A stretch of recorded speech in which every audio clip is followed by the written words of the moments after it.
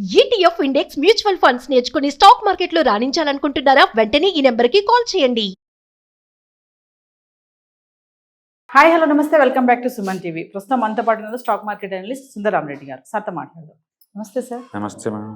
Sir, వచ్చే 2-3 ఏళ్లలో highly bullish sectors ఏమున్నాయి సార్ ఒకసారి?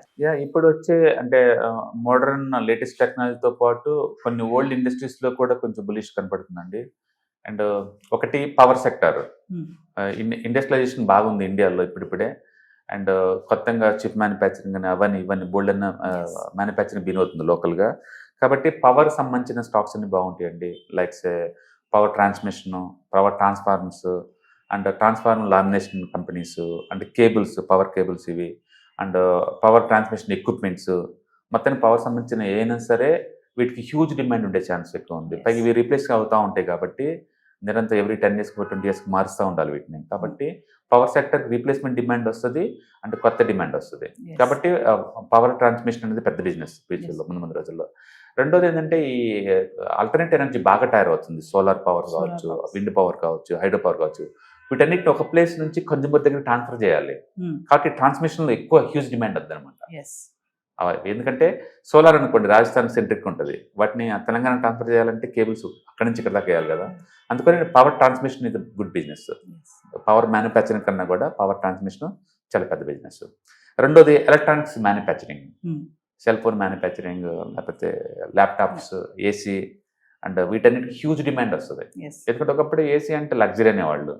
టెంపరేచర్ 40 ఉన్న ఈ రోజుల్లో ఏసీ నెసరీ అవుతుంది, లగ్జరీ కాదు. అంటే గవర్నమెంట్ వాళ్ళు కూడా ఈ ట్రక్ డ్రైవర్స్ అన్ని కూడా క్యాబిన్స్ అన్ని ఏసీ చేస్తున్నారు. కాబట్టి ఇండియాలోని ఎంటైర్ ఆటోమొబైల్ ఇండస్ట్రీ మొత్తం కూడా ఏసీలు కావాలి, ప్లస్ హౌసెస్ కావాలి, అండ్ మెట్రోస్ అన్నిట్లో అన్ని సెంట్రలైజ్ వస్తుంది. అందుకని ఈ ఏసీ థీమ్స్ బాగా వర్కౌట్ అవుతుంది. రెండోది ల్యాప్టాప్స్, టాబ్లెట్స్, పీసీస్, మొబైల్స్, వీటిని మ్యానుఫ్యాక్చరింగ్ చేసే ఎలక్ట్రానిక్స్ మ్యానుఫ్యాక్చరింగ్ అన్ని కూడా సూపర్గా ఉంటాయి. ఇప్పుడు ప్రస్తుతానికి మార్కెట్లో హాట్ అంటే EMS, electronics manufacturing service companies చాలా బాగా ముందు అవుతున్నాయి. ఈ సెక్టర్ కూడా ఆల్ టైమ్ హైలో ఉంది. తర్వాత new age IT and fintech companies అండి. ఈ ఆర్టిఫిషియల్ ఇంటెలిజెన్స్ వాడే న్యూ ఏజ్ కంపెనీస్ అన్ని బాగుంటాయి. Like cloud computing, IT services, SaaS, and early wage access and spend management, ఈ ఏరియాలో ఉన్న కొత్త artificial intelligence and fintechs companies మొత్తం కూడా ముందు రోజుల్లో ఫ్యూచర్ బాగుండే ఛాన్స్ ఉంది. తర్వాత ఫార్మా అండ్ స్పెషాలిటీ కెమికల్స్, ఇది one of the oldest industry, but still ఎప్పుడు రీడెఫైన్ అవుతూనే ఉంటుందండి ఈ ఏరియాలో. అండ్ సిడిఎంఓ థీమ్ చాలా ఫేమస్ అవుతుంది. ఇది సిడిఎంఓ అంటే ఇది contract development and manufacturing theme అనమాట. అంటే డ్రగ్ డిస్కవరీ నువ్వు చేశారనుకోండి, అన్ని దేశాల్లో నువ్వు తయారు చేయలేవు కదా, దాన్ని ఇండియాలో నాకు ఇస్తావు అనమాట, నువ్వు తయారు చేయమని చెప్పేసి నాకు మనీ షేర్ చేస్తావు. అప్పుడు నేను మ్యానుఫ్యాక్చరింగ్ చేస్తాను, టెక్నాలజీ ఇది, మ్యానుఫ్యాక్చరింగ్ అది. చాలా పెద్ద బిజినెస్ ఇది. ఎందుకంటే ఇండియా వాళ్ళు జనరిక్ డ్రగ్స్లో వరల్డ్ ఫేమస్. అందుకని ముందు రోజుల్లో వరల్డ్ కావాల్సిన మ్యానుఫ్యాక్చరింగ్ అంతా ఇండియాలో తయారు ఛాన్స్ ఎక్కువ ఉందన్నమాట. ప్లస్ డ్రగ్ డిస్కవరీ కూడా ఎక్కువ ఇక్కడే వర్క్ చేస్తారు. అందుకని సిడిఎంఓ పెద్ద థీమ్, చాలా పెద్ద థీమ్. ముందు వాళ్ళ ఫార్మాస్యూటికల్స్ ఏదైతే వీటి మీద ఫోకస్ చేస్తే వాటికి అంటే హ్యూజ్ మూవ్ అయ్యే ఛాన్స్ ఎక్కువ ఉందన్నమాట. హాస్పిటల్స్, లైఫ్ స్టైల్ పుణ్యం అంటూ అవి ఎక్కువ డిమాండ్ వస్తుంది ఇప్పుడు. And diagnostic centres, and speciality chemicals, and agro chemicals, వీటికి హ్యూజ్ డిమాండ్ ఉంటుంది. అండ్ ఇప్పుడు మార్కెట్లో కూడా ఈ థీమ్ ఆల్రెడీ ఆల్ టైమ్ హైలో ఉంది. ఓకే, కాబట్టి and pharma and chemicals theme.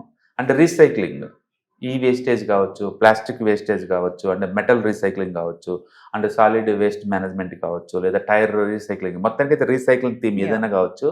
And పర్యావరణం ఫ్రెండ్లీగా ఉండాలి కాబట్టి ఈ గవర్నమెంట్ ఎక్కువ ఫోకస్ చేస్తుంది కాబట్టి ఈ ఏరియాలో కూడా ముందు పోయే ఛాన్స్ ఎక్కువ ఉంది. తర్వాత గోల్డ్ అండ్ లగ్జరీ అండి. ఇండియా అండ్ జీడిపి గ్రోత్ ఎంత తక్కువ ఉన్నా సరే లగ్జరీ అయితే మాత్రం డిమాండ్ హ్యూజ్గా వస్తుంది, హ్యూజ్ డిమాండ్ వస్తుంది. గోల్డ్, జ్యువెలరీ అన్ని స్టాక్స్ ఆల్ టైమ్ హైలో ఉన్నాయి. అండ్ గోల్డ్ B2B ప్లేయర్స్ అంటే బిజినెస్ టు బిజినెస్ అమ్మేవాళ్ళు బ్యాక్గ్రౌండ్లో, లగ్జరీ వాచెస్, లగ్జరీ ఫర్నిచర్లు, ఈ లగ్జరీ ఐటమ్స్ ఏ చేసే వాళ్ళైనా సరే హ్యూజ్ డిమాండ్ ఉండే ఛాన్స్ ఉంది ఫ్యూచర్లో. ఇవి కాకుండా అంటే smart meter storage company, renewal energy storage company, data centres, logistic and semiconductors, and free engineering buildings అనమాట. వీటన్నిటి కూడా మంచి డిమాండ్ వచ్చే ఛాన్స్ ఉంది. కాబట్టి నెక్స్ట్ 2-3 yearsలో వీటి మీద ఫోకస్ చేసే కంపెనీస్ మనం ఫోకస్ చేసుకోవచ్చు. అంటే ఇంట్రెస్టింగ్ థింగ్ ఏంటంటే ఇవన్నీ కూడా 90% అన్ని కూడా చిన్న కంపెనీస్, స్మాల్ కంపెనీస్, లేదు మిడ్ కంపెనీస్. లార్జ్లో ఒక్కటి కూడా లేదు ఈ ఏరియాలో ఫోకస్ చేసే కంపెనీస్ అన్ని కూడా. అంటే small and mid cap companies అనమాట. ఇండియాలో ఎందుకు small cap, mid cap money ఎక్కువ వస్తుంటే రీజన్ ఇదే. లేటెస్ట్ టెక్నాలజీ అన్ని కూడా ఏంటంటే స్టార్టప్ కంపెనీస్ లేదా మిడ్ క్యాప్ కంపెనీస్ అవన్నీ కూడా. అందుకని ఆ ఏరియాలో గ్రోత్ ఎక్కువ ఉంటుంది. అందుకని మార్కెట్ ఎంత వాలటిలిటీ ఉన్నా సరే ఎక్కువ మనీ ఎక్కడ గ్యాదర్ చేయొచ్చు అంటే స్మాల్ అండ్ మిడ్ క్యాప్లో.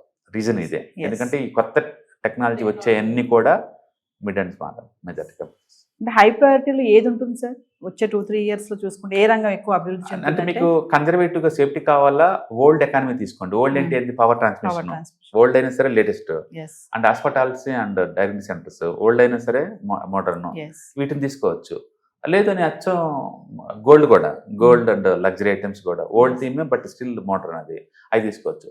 లేదు నేను లేటెస్ట్ తీసుకుంటానంటే మాత్రం SaaS companies, cloud computing, artificial intelligence, data centres, chip manufacturing, వీటి మీద ఫోకస్ చేసుకోవచ్చు. మొత్తం మీద ఈ థీమ్స్ అన్ని కూడా ఆల్రెడీ 1 year హైలో. సింపుల్ గా ఏదైనా మంచి హార్డ్ థీమ్ అంటే మీకు ఎలా కనపడుతుంది అంటే ఆ సెక్టర్ మొత్తం స్టాక్స్ కూడా 1 year హై దగ్గర ఉంటాయి.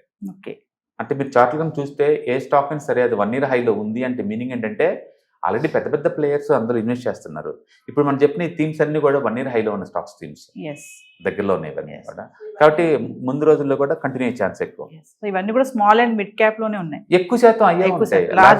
లార్జ్ క్యాప్ ఏంటంటే banks, insurance companies, old establish models ఉంటాయి అవన్నీ.